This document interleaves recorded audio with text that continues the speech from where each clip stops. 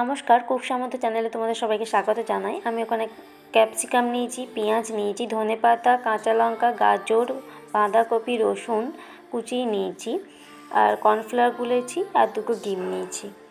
এরপর কড়াইয়ে আমি তেল দিয়ে দেব, জিরে দিলাম, কারি পাতা দিলাম, ক্যাপসিকামটা আমি ভাজবো, গাজরটাও দিয়ে দিলাম,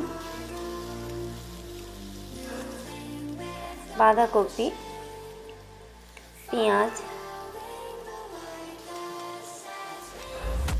অল্প করেই ভাজতে হবে। এটা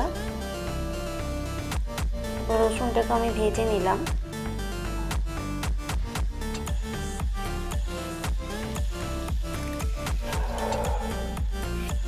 কাঁচা লঙ্কা দিয়ে দিলাম ওপর থেকে, ধনেপাতা ছিটিয়ে দিলাম, একটু নুন দিলাম,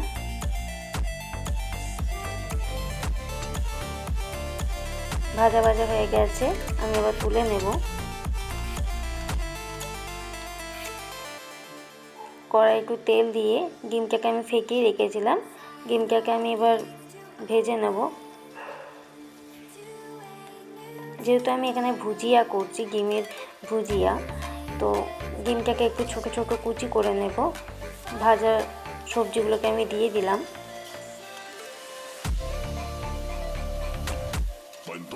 সয়া সস দিলাম, গ্রিন চিলি সস দিলাম,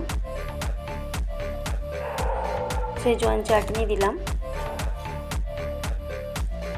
এই রান্নাটা খুবই খেতে ভালো লাগে, পরোটার সাথে, রুটির সাথেও খুব ভালো লাগে। ওপর থেকে কর্নফ্লাওয়ার যেটা গোলা ছিল সেটাও দিয়ে দিলাম, একটু গরম মশলা দিলাম,